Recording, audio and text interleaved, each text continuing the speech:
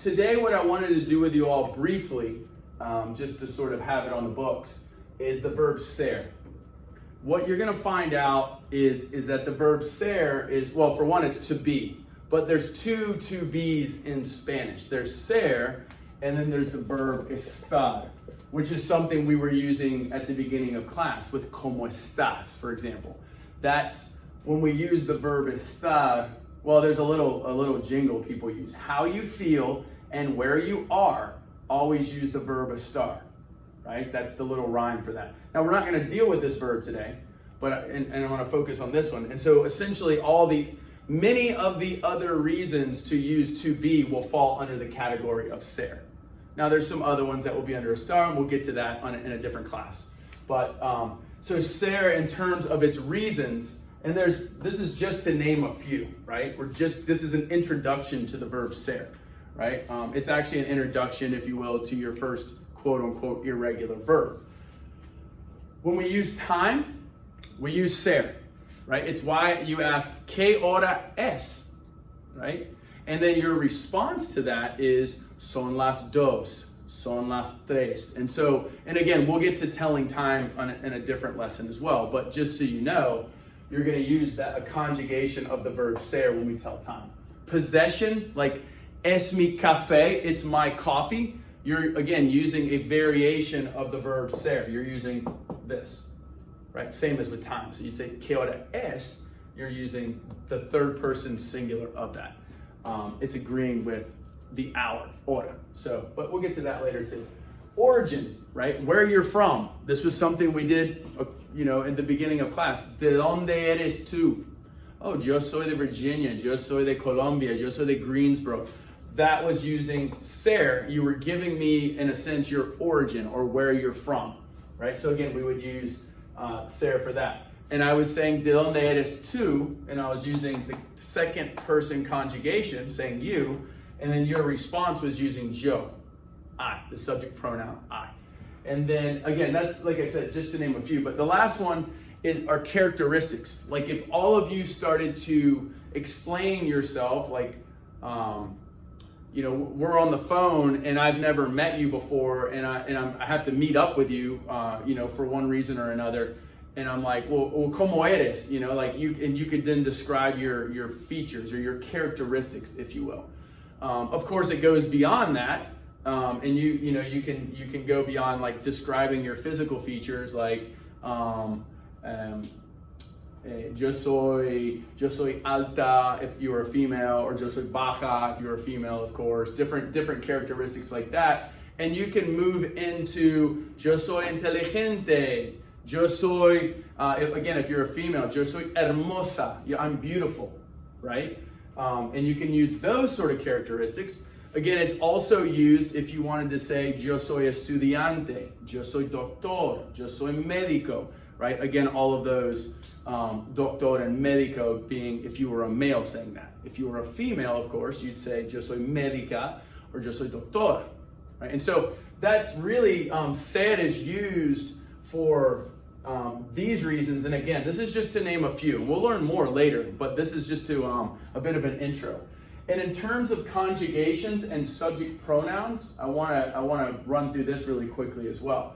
So we have yo, tú, él, ella, usted, nosotros, vosotros, ellos, ellas, ustedes. Now, I'm going to mark this one because vosotros is used by and large only in Spain. Now, there are pockets in Latin America that will use vosotros, but there's no need to go into all that. But the country that is known for using vosotros is Spain, right? And in other words, people from Spain will use vosotros. Vosotros is the equivalent, right? Our Latin American equivalent, if you will, for ustedes. Both of them mean you all. Or for you Southerners, y'all, right? Or for you Northerners, you guys, right? I don't even know if there's Northerners in here. But, and so it is your you all or you plural. And so that's how that works. The reason I bring that up is because this is going to really be one of the only times I show you this in its corresponding conjugation. The reason being is because both accomplish the same thing. If I say ustedes son or vosotros sois, I'm saying, for all intents and purposes, the same thing. I'm saying you all are. And because, for example, in your case, who is learning this, from the very beginning, it alleviates a lot of extra work. In other words, you can learn one way of saying it as opposed to two ways of saying the same thing, if that makes sense. Now, I want to be clear about this. This is part of the language, and for those of you that go to Spain, you will hear them use this, right? And so I just want to make that clear, and so that you all know that it is said. It's not just, I'm not just leaving it out because it's not said. It is very much said. However, this is used much more ubiquitously. It's more universal, right? It's used in more places. And so that's why I'm opting for this. In much of the same way, I'm opting to do the more neutral tu as opposed to vos, even though vos is said in parts of Latin America and has its own corresponding conjugation as well. I'm gonna leave that one out as well. So just so we're all clear as we continue to move through class and you see these subject pronouns continue to reappear, right?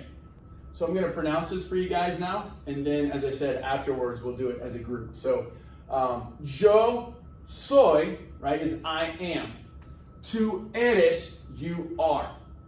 Él, he, ella, she, usted, you formal, which is individuals that you don't know or have a position of, say, authority, and you are saying this as a way of respect. And again, we'll get to that later as well. So we have él, ella, usted, es. This is third person singular, right? And so it's singular because él is by itself, right? As opposed to ellos, which is plural, right? Nosotros somos, vosotros sois, ellos, ellas, ustedes son. So these are plural versions of él and ella. So it's them or they, right? And then ustedes, as I've said, is you all or y'all, or however you pronounce that for yourself in English. And so that's that equivalent there. So let me do that one more time. Yo soy, tú eres, él, ella, usted es, nosotros somos, vosotros sois, ellos, ellas, ustedes son. Right, this is your first introduction in conjugating verbs. And again, to go back to what we said at the beginning of class, for example, yo soy, I could also just say soy, because I know, and everybody would know what I'm saying based on the conjugation. I don't have to have yo soy, right? And I can just say soy. In much of the same way, I can say de donde eres, as opposed to saying de donde eres tú. Now, if you want to use the subject pronoun, by the way, these are called subject pronouns, just if anybody was wondering.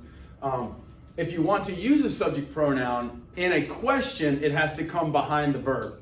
That's why I keep asking you, de donde eres tú? I don't say, and it is said by, for example, Puerto Ricans and others, de donde tú eres, right? You will hear it that way, but grammatically speaking, you put the subject pronoun after the verb. Grammatically speaking, it's de donde eres tú, or just de donde eres.